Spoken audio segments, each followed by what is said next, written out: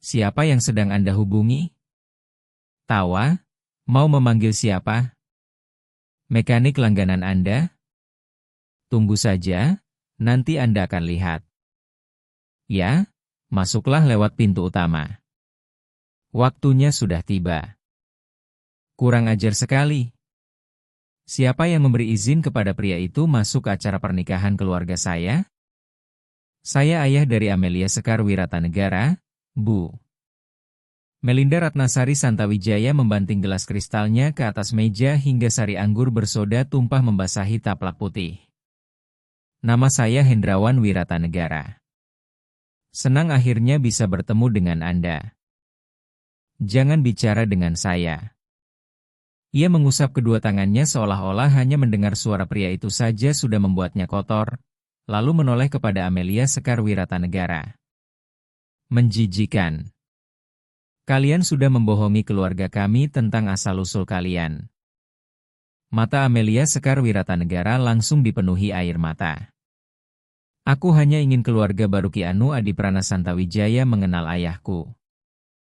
Melinda Ratnasari Santawijaya merebut kantong hadiah dari tangan Hendrawan Wiratanegara lalu melemparkannya ke seberang ruangan. Terdengar suara benda pecah dari dalamnya. Para tamu tertawa.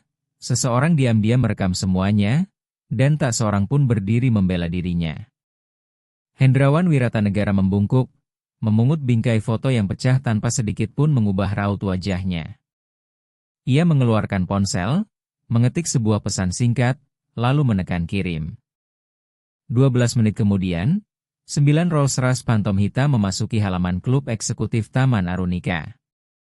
Semua orang di ruangan itu langsung terdiam pucat.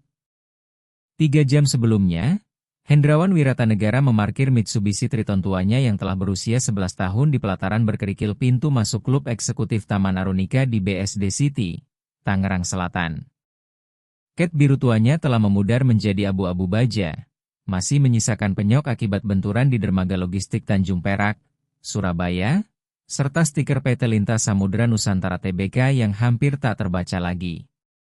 Tak seorang pun memperhatikannya karena tidak ada yang menyangka seorang miliarder rela mengendarai kendaraan yang lebih tua daripada ijazah kedokteran putrinya.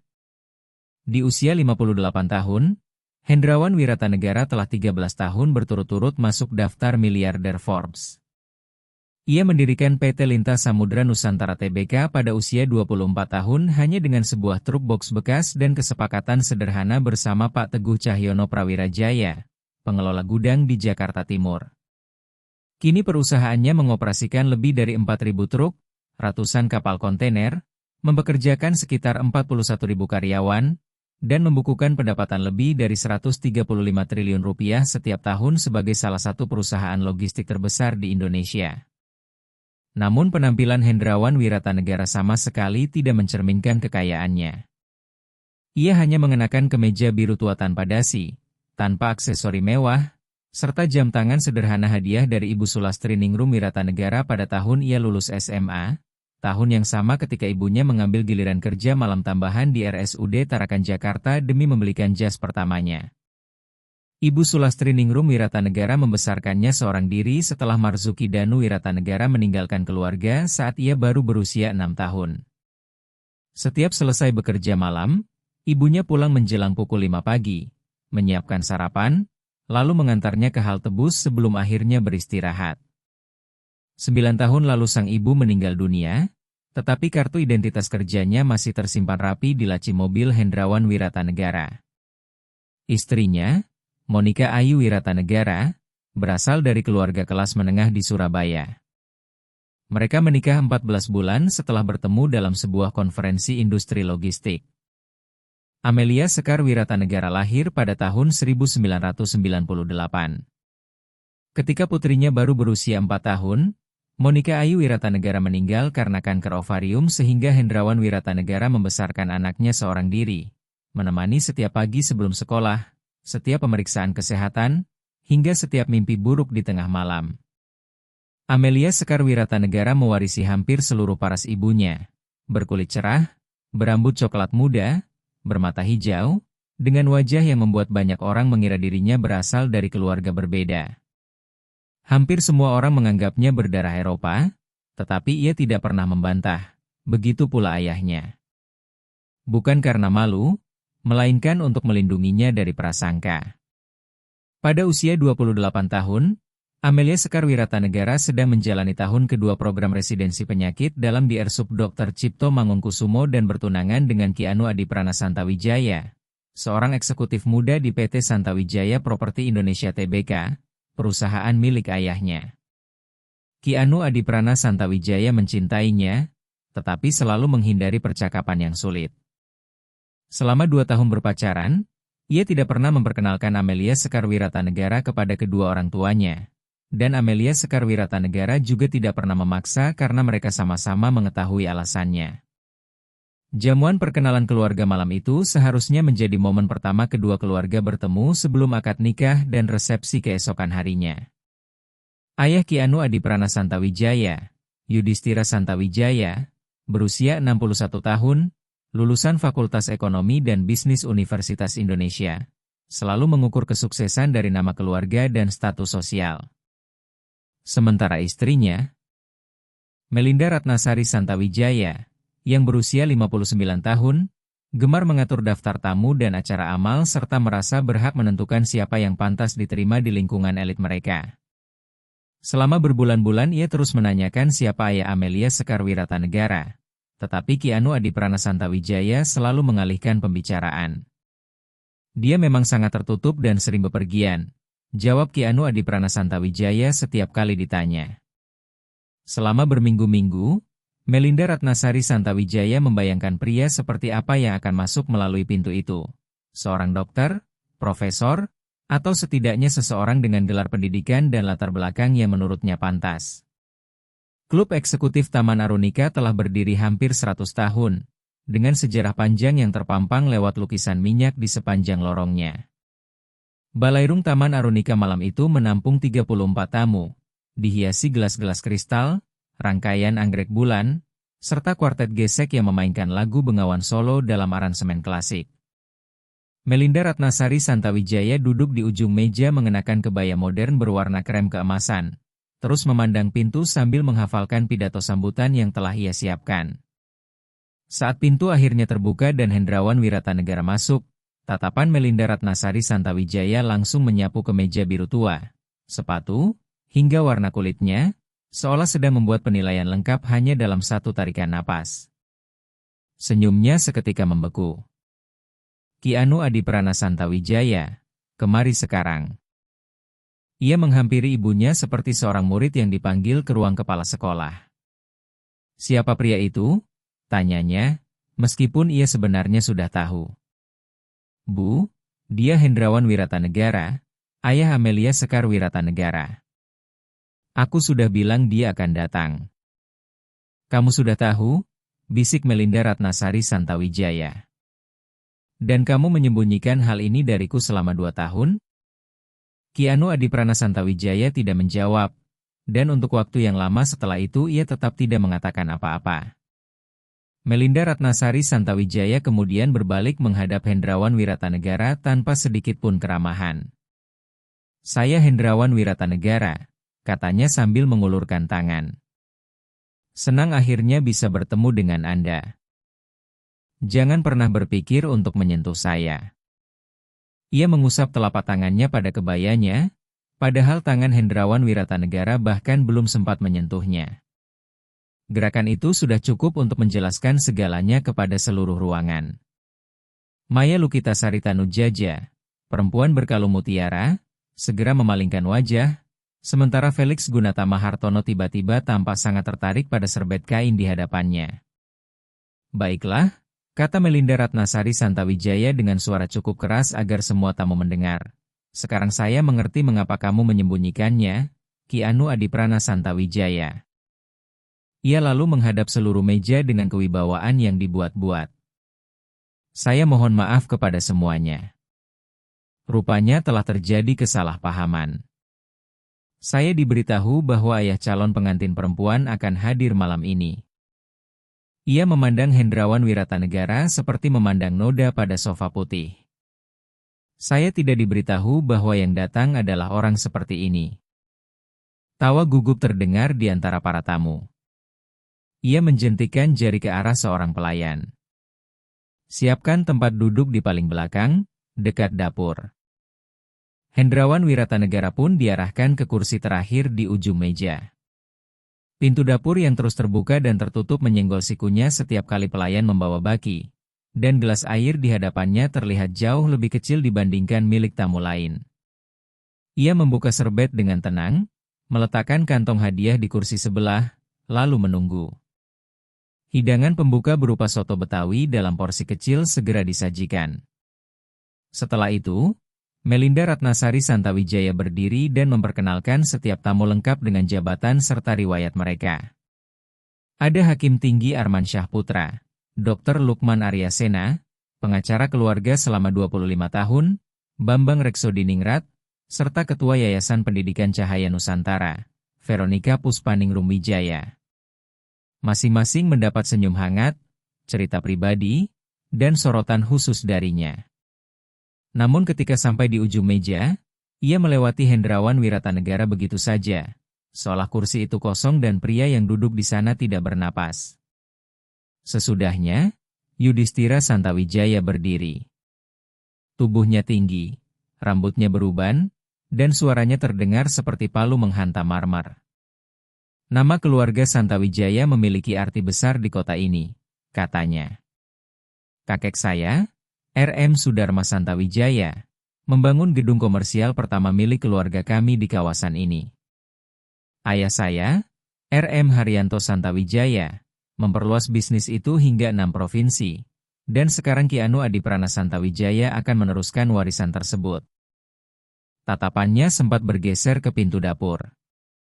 Pernikahan adalah tentang keselarasan, tentang memastikan orang-orang di sekitar kita mencerminkan siapa diri kita dan kemana kita akan melangkah. Tepuk tangan sopan terdengar, seperti suara pintu gerbang yang perlahan menutup bagi seseorang. Hendrawan Wiratanegara bertepuk tangan 3 kali, lalu mengambil sendoknya. 20 menit kemudian, Clarissa Mayang Santawijaya duduk di sampingnya sambil membawa segelas jus anggur putih dingin dan rasa percaya diri mutlak dari seseorang yang seumur hidupnya hampir tidak pernah mendengar kata tidak. Jadi Anda ayah misterius yang selama ini tidak pernah terlihat itu, katanya. Pekerjaan Anda apa? Sesuatu yang berhubungan dengan truk? Saya memiliki perusahaan logistik, jawab Hendrawan Wiratanegara. Oh. Clarissa Mayang Santawijaya mengangguk lambat dengan tatapan kosong, seperti orang yang sudah memutuskan jawabannya tidak penting. Semacam layanan pengantaran barang lewat aplikasi? Kurang lebih, jawabnya tenang. Lucu juga. Ayah saya bergerak di bidang properti. Bisnis sungguhan. Gedung-gedung yang bisa dilihat langsung dari jalan raya. Hendrawan Wiratanegara memandangnya tanpa sedikit pun kemarahan. Hanya dengan kesabaran panjang seorang pria yang sudah terlalu sering diremehkan hingga penghinaan semacam itu terdengar seperti kebisingan jalanan atau perubahan cuaca. Gedung memang bagus, katanya tenang. Clarissa Mayang Santawijaya mengeluarkan tawa pendek yang dingin, lalu kembali bergabung dengan teman-temannya. 30 detik kemudian, Hendrawan Wiratanegara mendengar suara cekikikan dan melihat sebuah ponsel diarahkan kepadanya. Tetapi ia sama sekali tidak bergerak. Melinda Ratnasari Santawijaya kembali berdiri untuk membicarakan biaya pernikahan. 650 juta rupiah hanya untuk bunga, lalu 180 juta rupiah untuk setiap meja jamuan, katanya sambil menatap langsung ke arah Hendrawan Wiratanegara. Saya dan Yudhistira Santawijaya membayar semuanya sendiri. Saya memahami bahwa tidak semua keluarga berada dalam keadaan yang memungkinkan untuk ikut berkontribusi. Setelah itu, ia mengambil kantong hadiah milik Hendrawan Wiratanegara hanya dengan 2 jari, seolah sedang memungut sampah, lalu mengeluarkan sebuah foto berbingkai. Foto itu memperlihatkan Hendrawan Wiratanegara dan Amelia Sekar Wiratanegara pada hari wisuda Fakultas Kedokteran. Sang ayah menangis haru, sedangkan putrinya tertawa mengenakan jas dokter putih. Melinda Ratnasari Santawijaya memandang foto itu, lalu menatap Hendrawan Wiratanegara, sebelum melemparkannya ke seberang balairung Taman Arunika. Bingkai tersebut menghantam dinding dan pecah berkeping-keping. Tak seorang pun bergerak. Itu, kata Melinda Ratnasari Santawijaya sambil menunjuk Hendrawan Wiratanegara, adalah noda dalam malam yang seharusnya sempurna. Pria itu tidak pantas menjadi bagian dari keluarga ini. Amelia Sekar Wiratanegara mendadak berdiri hingga kursinya terjungkal ke belakang dengan suara keras. Pria ini membesarkan saya seorang diri sejak saya berusia 4 tahun. Dia bekerja hampir 20 jam sehari agar saya bisa makan. Dia mengemudi selama 14 jam di tengah hujan badai hanya untuk menyaksikan saya lulus dari fakultas kedokteran. Air mata mengalir di wajahnya, sementara rahangnya mengeras menahan emosi. Dia adalah alasan saya bisa berdiri di sini hari ini, dan Anda baru saja melempar foto kami ke dinding. Ia menoleh kepada Ki Anu Adiprana Santawijaya, tetapi pria itu hanya menatap taplak meja dan tetap diam. Pernikahan ini dibatalkan, kata Amelia Sekar Wiratanegara. Ruangan seketika dipenuhi suara gaduh. Hendrawan Wiratanegara mengulurkan tangan kepada putrinya. Duduklah, nak. Jangan membuat keputusan saat sedang marah. Biar ayah yang menangani ini. Amelia Sekar Wiratanegara kembali duduk tanpa melepaskan tangan ayahnya. Melinda Ratnasari Santawijaya mencoba memanfaatkan kesempatan itu. Setidaknya gadis itu masih memiliki sedikit. Saya akan tetap duduk di sini, potong Hendrawan Wiratanegara dengan suara pelan, tetapi ucapannya jatuh sekeras beton. Saya sarankan Anda berhenti membicarakan putri saya. Untuk pertama kalinya malam itu, Melinda Ratnasari Santawijaya tidak memiliki jawaban. Hendrawan Wiratanegara mengeluarkan ponselnya, mengetik 7 kata, lalu menekan tombol kirim. Veronika Puspaningrum Wijaya, yang sudah menghabiskan gelas ketiga sari anggur bersoda tanpa alkohol, memecah keheningan. Sejujurnya, Melinda Ratnasari Santawijaya, seharusnya kamu menyelidiki silsilah keluarganya terlebih dahulu. Orang-orang yang berasal dari kawasan pinggiran selalu membawa kejutan. Tawa para tamu memenuhi ruangan dengan suara kejam yang dibungkus suasana pesta. Hendrawan Wiratanegara menatap Veronika Puspaningrum Wijaya dengan tegas tanpa berkedip hingga senyumnya perlahan runtuh dan ia mencari perlindungan di balik gelas kosong. Bayangkan bagaimana Hendrawan Wiratanegara harus mempertahankan ketenangannya selama 9 menit berikutnya.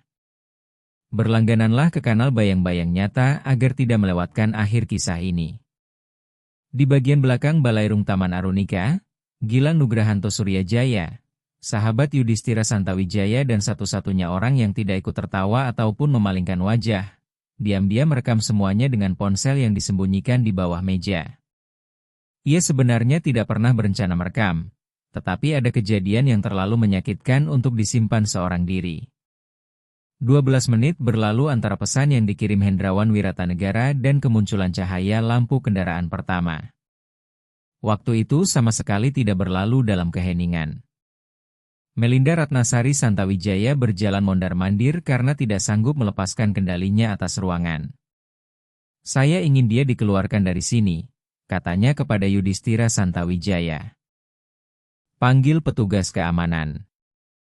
Yudhistira Santawijaya sempat ragu. Sesuatu yang menyerupai rasa malu melintas di wajahnya, tetapi ia tetap menghubungi petugas keamanan klub. Kepatuhan kepada istrinya selalu mengalahkan hati nuraninya. Hendrawan Wiratanegara membelah sepotong roti kecil menjadi 2 dan memakannya perlahan, setenang seseorang yang tidak punya alasan untuk terburu-buru pergi. Dari jarak 14 kursi, Amelia Sekar Wiratanegara mengamatinya dengan mata merah dan bengkak, sementara kedua tangannya mengepal di bawah taplak meja. Seluruh naluri dalam dirinya berteriak agar ia berdiri lagi, membalikkan meja, mencengkeram kerah Ki Anu Adiprana Santawijaya, lalu memaksanya mengeluarkan sepatah kata pun untuk membela mereka. Namun ayahnya telah meminta agar ia tetap duduk, dan menuruti permintaan itu membutuhkan kekuatan yang tidak akan pernah dipahami siapapun di ruangan tersebut. Di sampingnya, Ki Anu Adiprana Santawijaya duduk membeku dengan kedua tangan bertumpu di atas meja dan rahang mengeras, tidak sanggup menatap Amelia Sekar Wiratanegara, Hendrawan Wiratanegara, ataupun ibunya sendiri. Katakan sesuatu, bisik Amelia Sekar Wiratanegara. Apa saja? Tolong. Jakun Ki Anu Adiprana Santawijaya bergerak naik turun. Ia meraih gelas air, tetapi bukannya berbicara, ia hanya meneguk sedikit air lalu meletakkan gelas itu kembali. Itulah jawabannya. Sesuatu di balik tatapan Amelia Sekar Wiratanegara berubah. Itu bukan lagi kemarahan, melainkan sesuatu yang lebih tenang, lebih dingin, dan jauh lebih pasti. Ia menatap cincin pertunangan di jarinya, memutarnya sekali, lalu berhenti. Hendrawan Wiratanegara juga mengamati seluruh ruangan. Melinda Ratnasari Santawijaya terus berjalan mondar-mandir. Yudhistira Santawijaya berdiri membelakangi meja sambil melakukan 3 panggilan berturut-turut. Clarissa Mayang Santawijaya mengetik pesan sambil tertawa. Sedangkan Veronica Puspaningrum Wijaya kembali mengisi gelas yang bahkan tidak layak ia nikmati setelah ucapan kejamnya. Di bagian belakang ruangan, Gilang Nugrahanto Suryajaya masih memegang ponselnya di bawah meja. Ia satu-satunya orang yang tidak tertawa dan tidak memalingkan wajah. Tatapan Hendrawan Wiratanegara dan Gilang Nugrahanto Suryajaya bertemu selama 1 detik. Gilang Nugrahanto Suryajaya memberikan anggukan kecil. Itu bukan tanda persekongkolan, melainkan sekadar pengakuan diam-diam dari seorang manusia kepada manusia lainnya. Hendrawan Wiratanegara tidak membalas anggukan itu karena memang tidak perlu. Seorang pelayan muda berusia sekitar 22 tahun kemudian membungkuk di sampingnya dan berkata pelan, "Pak, saya diminta mengantar Bapak ke bagian penerima tamu. Pihak pengelola ingin berbicara dengan Bapak." "Siapa namamu, Nak?" tanya Hendrawan Wiratanegara. "Rizky, Pak." "Mas Rizky, saya adalah ayah calon pengantin perempuan. Putri saya sendiri yang mengundang saya ke jamuan ini, jadi saya akan tetap duduk di sini sampai selesai memakan roti saya." Ia tersenyum hangat tanpa sedikit pun memaksa. "Namun terima kasih karena sudah menyampaikannya dengan sopan." Rizky berdiri di sana selama beberapa saat, terbelah antara perintah yang harus dipatuhinya dan kewibawaan tenang yang terpancar dari pria di hadapannya. Akhirnya ia mengangguk, lalu pergi dan tidak pernah kembali untuk mengusirnya. Dari ujung meja, Melinda Ratnasari Santawijaya mengamati semuanya dengan wajah yang semakin gelap seperti langit menjelang badai. Ia melintasi balairung Taman Arunika dengan langkah keras, lalu berhenti tepat di depan Hendrawan Wiratanegara, begitu dekat hingga aroma parfumnya terasa seperti serangan di udara. "Saya tidak tahu Anda mengira diri Anda siapa," katanya dengan setiap kata seolah digigit di ujung lidah. "Namun Anda berada di klub saya, dalam jamuan saya, dikelilingi oleh orang-orang saya. Apabila Anda tidak meninggalkan ruangan ini dalam 60 detik, saya akan menelepon Polri melalui nomor 110 dan meminta petugas dari Polres Tangerang Selatan menyeret Anda keluar dengan tangan di borgol. Jangan mengira saya tidak berani melakukannya." Beberapa tamu menggeliat tidak nyaman di kursi. Seorang pria melonggarkan dasinya, sementara seorang perempuan menundukkan pandangan ke piringnya. Seluruh ruangan menahan napas. Hendrawan Wiratanegara meletakkan rotinya, lalu membersihkan setiap jarinya dengan serbet secara perlahan. Setelah itu, ia menatap Melinda Ratnasari Santawijaya dan melakukan sesuatu yang akan terus terbayang dalam pikirannya selama berbulan-bulan. Ia tersenyum. Bukan senyum mengejek, bukan pula senyum kemenangan, melainkan senyum hangat yang hampir menyerupai rasa iba. Senyum seorang pria yang mengetahui sesuatu yang tidak diketahui siapapun di ruangan itu. "Bu Melinda Ratnasari Santawijaya," katanya, "Anda memiliki waktu sekitar 10 menit. Sebaiknya gunakan waktu itu dengan bijak." Apakah itu ancaman? Itu saran. Pada saat yang sama, Yudhistira Santawijaya mengirim pesan kepada putranya, Ki Anu Adiprana Santawijaya. "Selesaikan masalah ini sekarang atau kamu saya keluarkan dari perusahaan." Ki Anu Adiprana Santawijaya membaca pesan tersebut, menatap Amelia Sekar Wiratanegara, tetapi tetap tidak mengatakan apa-apa. Menit demi menit berlalu sangat lambat. Hendrawan Wiratanegara kembali mengamati ruangan. Melinda Ratnasari Santawijaya masih mondar-mandir. Yudhistira Santawijaya sibuk menelepon. Clarissa Mayang Santawijaya terus mengetik sambil tertawa. Veronica Puspaningrum Wijaya kembali mengisi gelasnya. Dan 33 orang melanjutkan jamuan seolah martabat seorang pria tidak baru saja dihancurkan seperti bingkai foto di lantai. Lalu, sebelum mendengarnya, Hendrawan Wiratanegara merasakan getaran di bawah kakinya. Getaran itu bukan berasal dari dapur maupun pendingin udara gedung, melainkan dari pelataran berkerikil di luar. Suara mesin berat tumbuh perlahan, menyerupai gemuruh petir di kejauhan yang sedang memutuskan untuk mendekat. Melinda Ratnasari Santawijaya berhenti di tengah kalimat dan menoleh ke arah jendela. Suara itu semakin besar dan berlipat ganda. Bukan hanya satu mesin, melainkan beberapa kendaraan besar yang datang dengan sengaja tanpa meminta izin. Cahaya lampu depan menyapu jendela-jendela Balairung Taman Arunika, melintasi wajah Melinda Ratnasari Santawijaya, tangan Yudhistira Santawijaya yang mendadak membeku, serta rangkaian anggrek bulan yang tiba-tiba tampak sangat kecil. Seorang petugas valet, Andika, berlari masuk dengan rompi yang miring dan wajah sepucat kertas. Bu Melinda Ratnasari Santawijaya, ada 9 Rolls-Royce Phantom hitam di halaman. Suaranya pecah saat menyebutkan jumlah itu. Mereka sedang mencari seseorang bernama Hendrawan Wiratanegara. Gelas sari anggur bersoda tanpa alkohol di tangan Melinda Ratnasari Santawijaya miring. Cairan tipis mengalir melewati pergelangan tangannya lalu menetes ke lantai kayu, tetapi ia bahkan tidak menyadarinya. Seluruh kepala di ruangan itu serentak menoleh kepada pria yang duduk dekat pintu dapur, pria berkemeja biru tua sederhana yang beberapa menit sebelumnya diancam akan ditangkap, sementara foto dirinya bersama putrinya masih tergeletak dalam keadaan pecah di lantai. Untuk pertama kalinya malam itu, tidak seorang pun tertawa.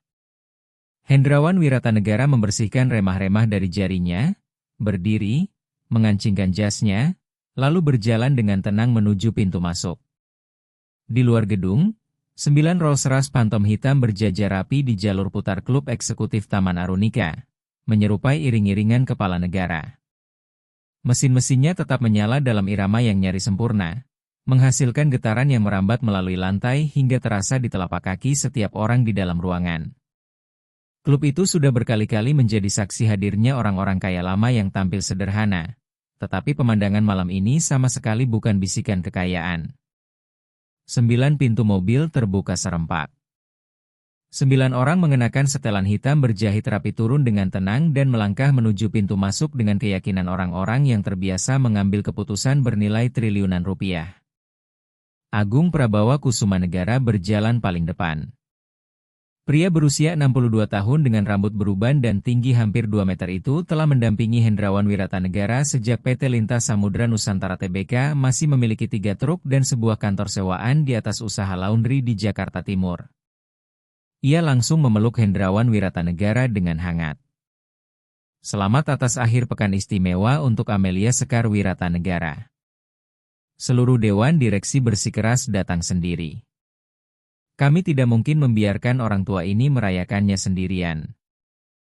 Di belakangnya menyusul Selvia Nurcahaya Permadi, Direktur Keuangan, Fajar Wibisono Hadinata, Direktur Hukum, Della Anggraeni Kartanegara, Wakil Presiden Operasi Global, Dion Ardiansyah Pamungkas, Wakil Presiden Kemitraan Strategis, serta 4 eksekutif senior lainnya.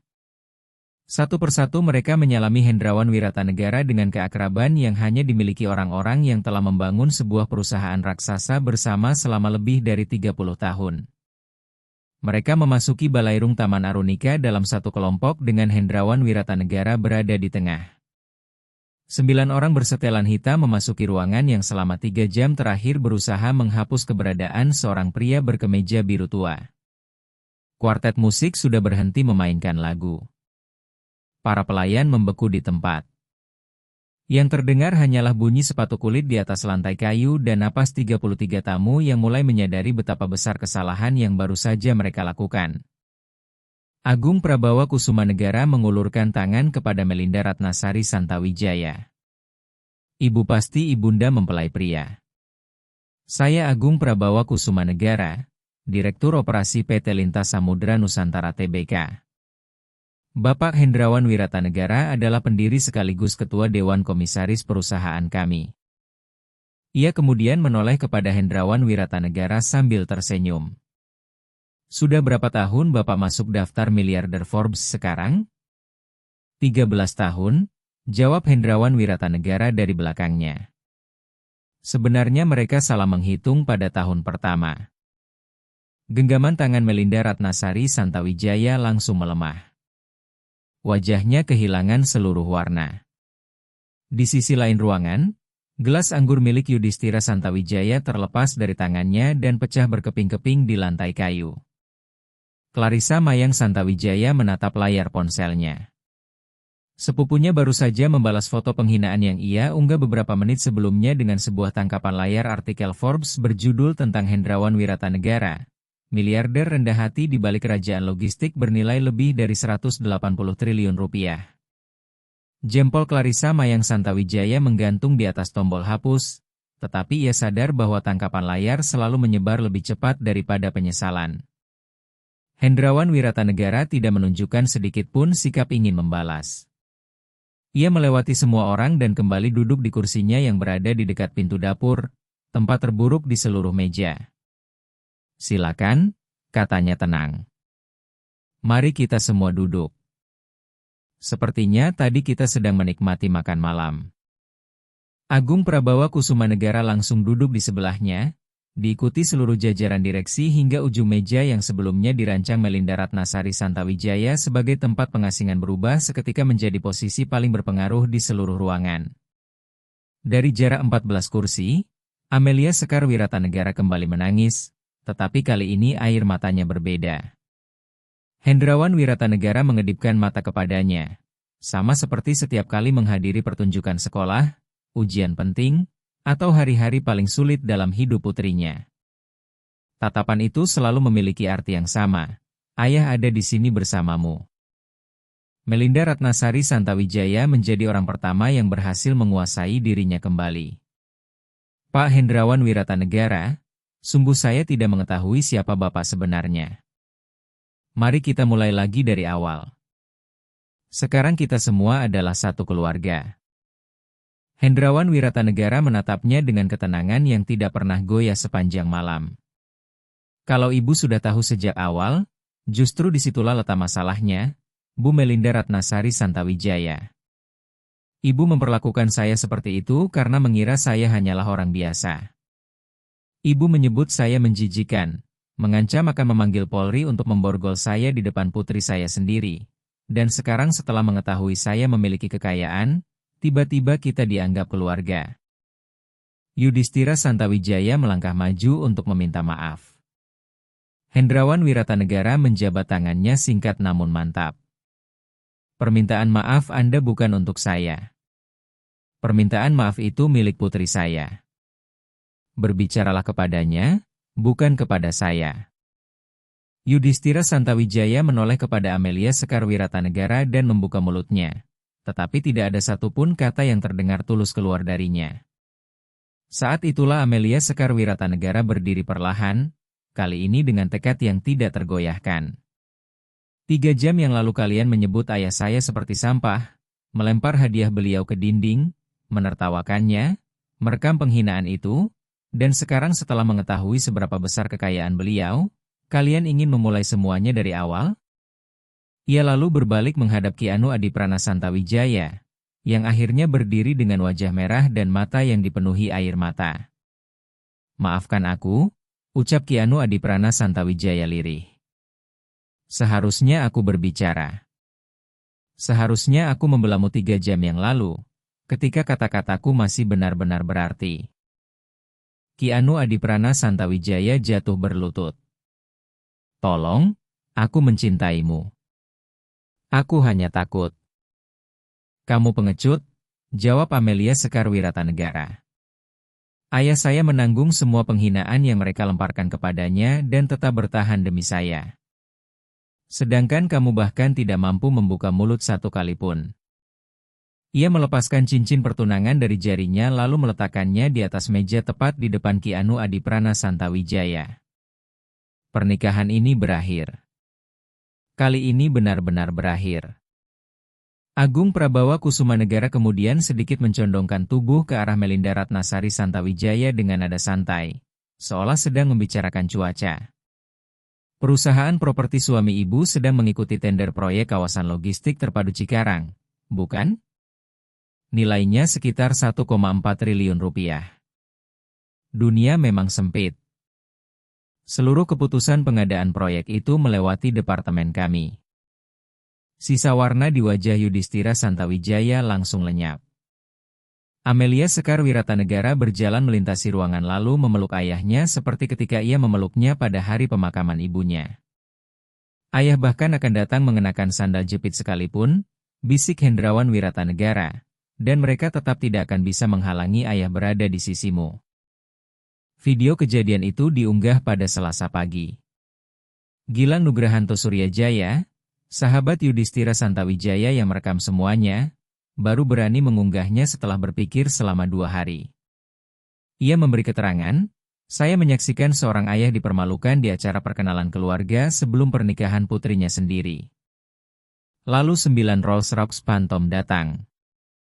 Pada hari Rabu, video itu telah ditonton lebih dari 14 juta kali.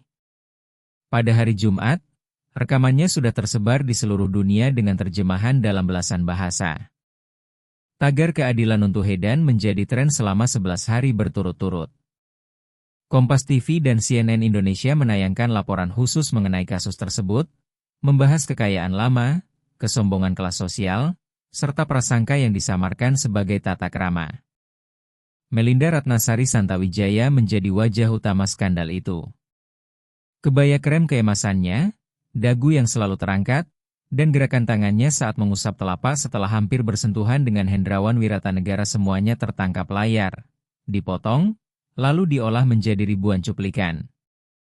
Bisnis Yudhistira Santawijaya runtuh secara bertahap.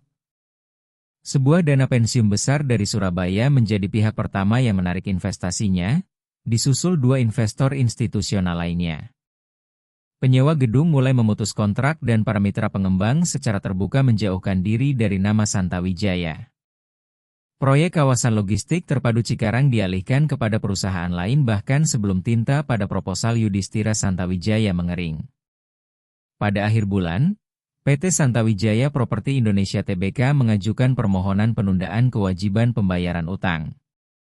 Prestisi yang dibangun selama 3 generasi hancur, bukan karena krisis pasar, melainkan karena Melinda Ratnasari Santawijaya tidak mampu memperlakukan seorang asing dengan kesopanan dasar.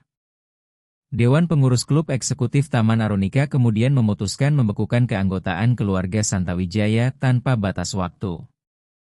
Melinda Ratnasari Santawijaya membaca surat keputusan itu seorang diri di dapur rumahnya dan membutuhkan 45 menit sebelum akhirnya sanggup meletakkannya di atas meja. Ia menyewa konsultan manajemen krisis di Jakarta lalu merekam video permintaan maaf yang telah ditulis sebelumnya. Dalam video itu ia mengenakan sweater abu-abu, tanpa perhiasan, dengan pencahayaan alami. Warganet membedah rekaman tersebut hanya dalam hitungan jam, menganalisis setiap pergerakan matanya dan menyebutnya sebagai pertunjukan penyesalan palsu yang sangat mudah dikenali. Kesimpulan publik hampir bulat. Ia bukan menyesali perbuatannya, melainkan menyesali kenyataan bahwa seluruh dunia telah menyaksikannya. Yudhistira Santawijaya mengundurkan diri dari 2 dewan yayasan sosial sebelum mereka sempat memintanya pergi. Clarissa Mayang Santawijaya mengunci seluruh akun media sosialnya, mengganti nomor telepon 2 kali, dan berhenti membukakan pintu bagi siapapun. Kota yang selama ini terasa seperti kerajaannya berubah menjadi penjara. Veronica Puspaningrum Wijaya mengundurkan diri dari Yayasan Pendidikan Cahaya Nusantara, organisasi yang telah dipimpinnya selama 9 tahun, dengan alasan pribadi yang tidak dipercaya siapapun. Dalam 2 minggu, Ki Anu Adiprana Santawijaya menelepon Amelia Sekar Wiratanegara sebanyak 14 kali, tetapi tidak satupun panggilannya dijawab. Ia mengirim bunga yang dikembalikan tanpa dibuka, serta sebuah surat tulisan tangan sepanjang 3 halaman yang dimasukkan Amelia Sekar Wiratanegara ke dalam laci dan tidak pernah dibaca lagi. Hendrawan Wiratanegara tidak memberikan pernyataan apapun kepada publik hingga tampil dalam wawancara 3 menit di program wawancara khusus Kompas TV. Saya tidak pernah mengungkapkan siapa diri saya untuk mempermalukan siapapun. Para eksekutif perusahaan saya datang hanya untuk memberikan selamat kepada putri saya. Itu saja.